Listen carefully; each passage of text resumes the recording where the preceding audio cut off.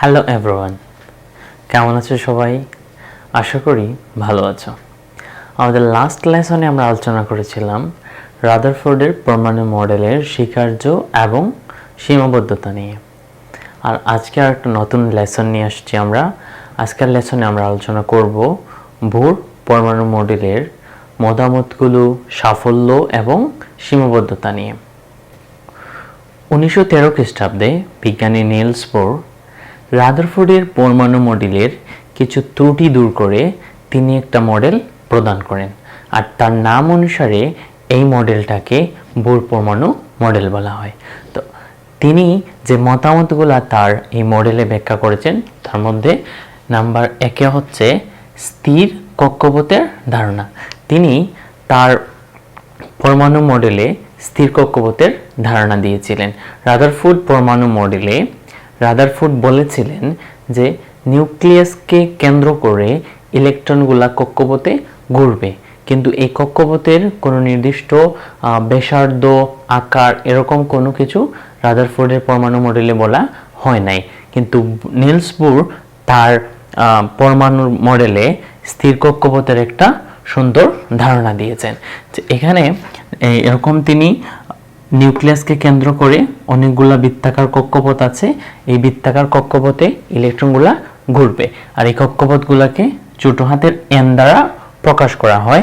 n = 1, 2, 3, 4 প্রভৃতি পূর্ণ সংখ্যা হবে। তো n = 1 মানে হচ্ছে প্রথম কক্ষপথ, এটা হচ্ছে n = 1। n = 2 মানে হচ্ছে দ্বিতীয় কক্ষপথ। n = 3 মানে হচ্ছে তৃতীয় কক্ষপথ। তাহলে n দিয়ে কক্ষপথ প্রকাশ করা হয়।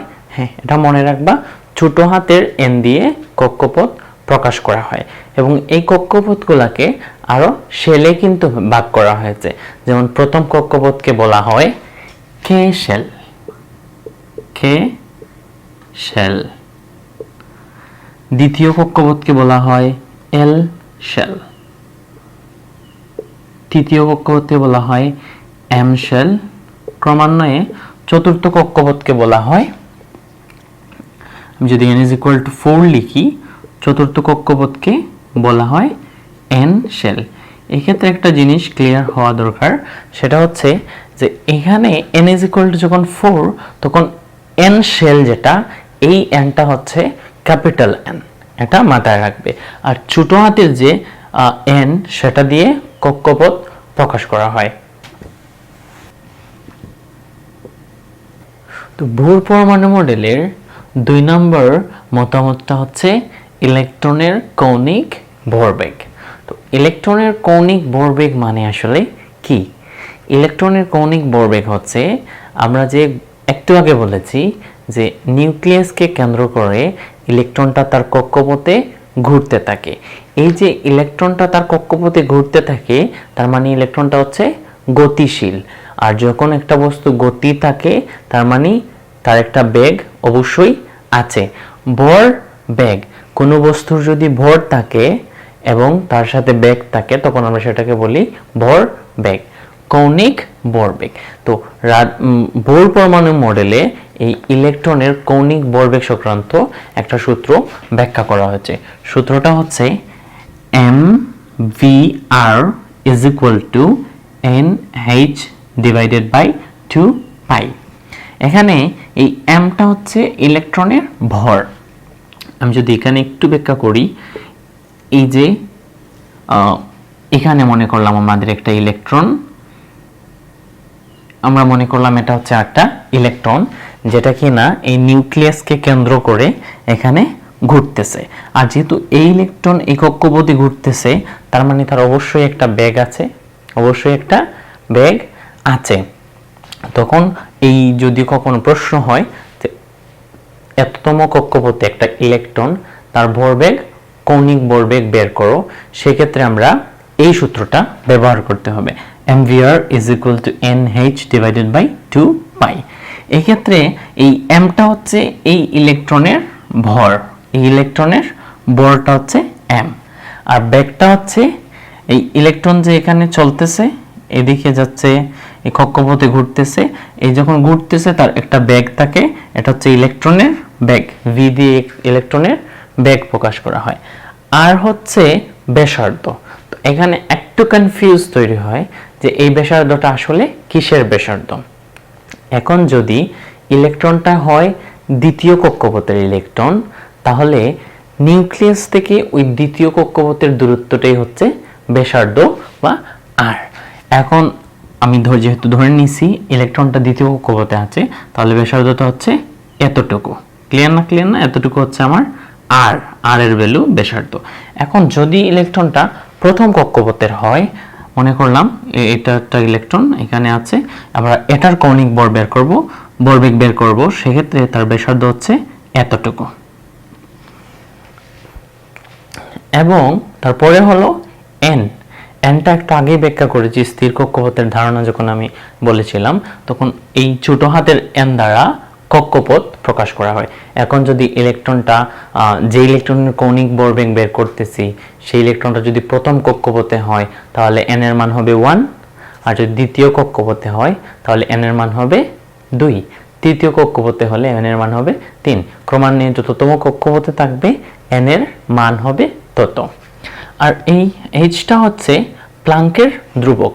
এইচটা হচ্ছে একটা ধ্রুবক মান, যেরকম করে আমরা পাইয়ের মান শিখেছি 3.1416, এবং বিভিন্ন ধ্রুবকের মান আমরা ফিজিক্সের অনেক ধ্রুবক আছে, মহাকর্ষীয় ধ্রুবক, এই যে বিভিন্ন ধ্রুবক, এরকম একটা ধ্রুবক হচ্ছে প্লাঙ্কের ধ্রুবক। প্লাঙ্কের ধ্রুবকের মান হচ্ছে h is equal to 6.626 into 10 inverse 34 kg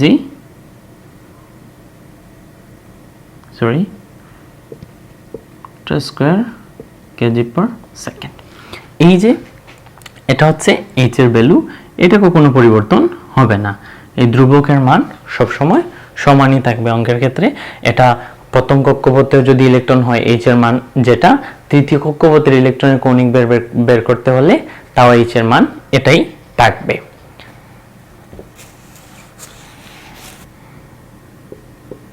তো ভর পরমাণু মডেলের তৃতীয় যে মতবাদ, সেটা হচ্ছে শোষণ এবং বিকিরণ। তো শোষণ এবং বিকিরণটা আসলে কি? তো আমরা বারবারই কিছু কথা রিপিট হয় বা বারবারই কিছু কথা আসে যে পরমাণু, নিউক্লিয়াস, তারপরে কক্ষপথ, ইলেকট্রন, এই যে বিষয়গুলা, এগুলা তোমরা যত দিন পর্যন্ত কেমিস্ট্রি নিয়ে পড়বে ততদিন পর্যন্ত তোমাকে এইগুলা তোমার পড়ার সাথে থাকবেই। এগুলা এতটাই বেসিক যে তোমার সব সময়ই কাজে লাগবে। তাহলে আমি অনেক সময় বারবার একই জিনিস বলি, তার কারণ হচ্ছে যাতে তোমরা ওই জিনিসগুলো মাথায় ভালোভাবে মনে রাখতে পারো এবং সারা জীবন সেটা কাজে লাগাইতে পারো।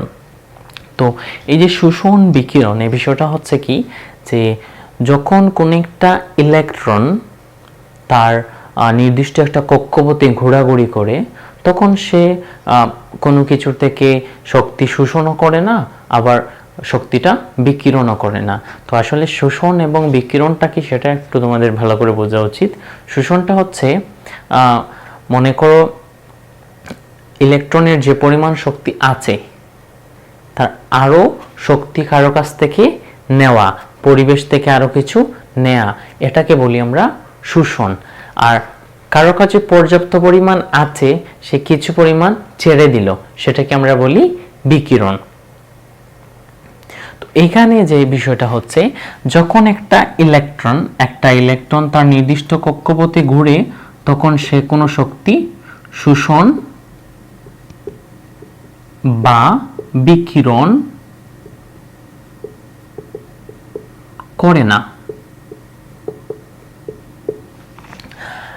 নির্দিষ্ট কক্ষপথে ঘুরলে কোনো ইলেকট্রন শক্তি শোষণও করবে না, আবার শক্তি বিকিরণও করবে না। আর যদি কোনো একটা ইলেকট্রন নিম্ন শক্তি স্তর মানে হচ্ছে নিচের যে শক্তি স্তর, আর উচ্চ শক্তি স্তর মানে হলো উপরের শক্তি স্তর। তো যদি কোনো ইলেকট্রন নিচের শক্তি স্তর থেকে উপরের শক্তি স্তরে যেতে চায়, তখন সে আরো বেশি শক্তির প্রয়োজন হয়।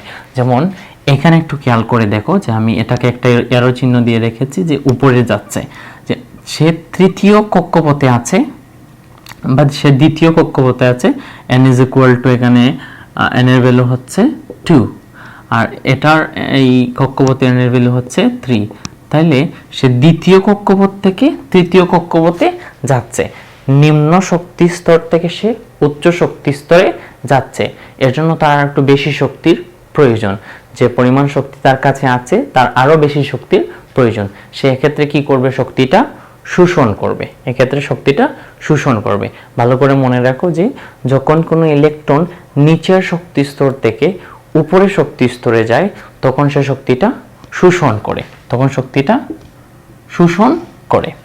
আর যদি কোনো ইলেকট্রন উপরের শক্তি স্তর বা উচ্চ শক্তি স্তর থেকে নিম্ন শক্তি স্তরে আসে, খেয়াল করো এখানে একটু যে এখানে একটা ইলেকট্রন তৃতীয় কক্ষপথে আছে, সেটা নেমে দ্বিতীয় কক্ষপথে আসতেছে। তার মানে উচ্চ স্তর থেকে নিম্ন স্তরের দিকে আসতেছে। তার মানে তার কাছে যে পরিমাণ শক্তি আছে সে এই নিচের স্তরে থাকতে গেলে তার সেই পরিমাণ শক্তির প্রয়োজন নাই। সেক্ষেত্রে সে কি করে?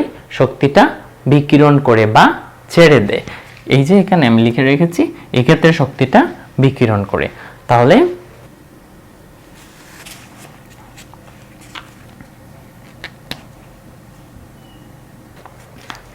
ইলেকট্রন উচ্চ শক্তি স্তর থেকে নিম্ন শক্তি স্তরে যাবে বা নিম্ন শক্তি স্তর থেকে উচ্চ শক্তি স্তরে যাবে, শক্তি শোষণ করবে, আর উচ্চ শক্তি স্তর থেকে নিম্ন শক্তি স্তরে আসবে তখন কিছু পরিমাণ শক্তি বিকিরণ করবে।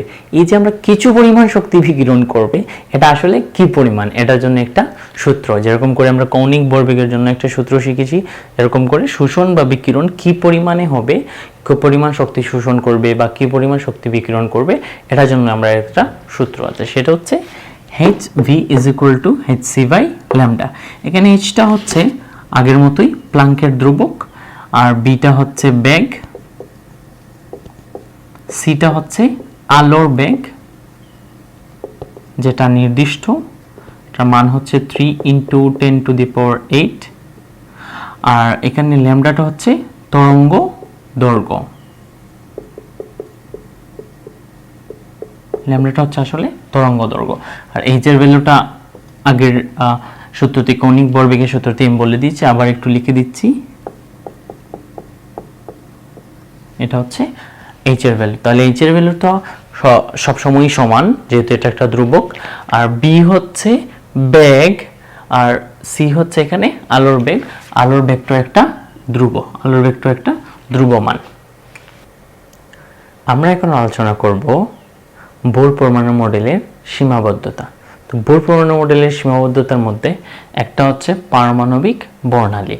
তো পারমাণবিক বর্ণালী যেটা, সেটা হলো কিছু পরমাণু যাদের ইলেকট্রন হচ্ছে একটা বা এক পারমাণবিক সংখ্যা বিশিষ্ট যে পরমাণুগুলা, সেগুলার ক্ষেত্রে তার পারমাণবিক বর্ণালী ব্যাখ্যা করতে পারলেও একাধিক ইলেকট্রন বিশিষ্ট পরমাণুগুলার পারমাণবিক বর্ণালীর কোনো ব্যাখ্যা বোর পরমাণু মডেল দিতে পারে নাই।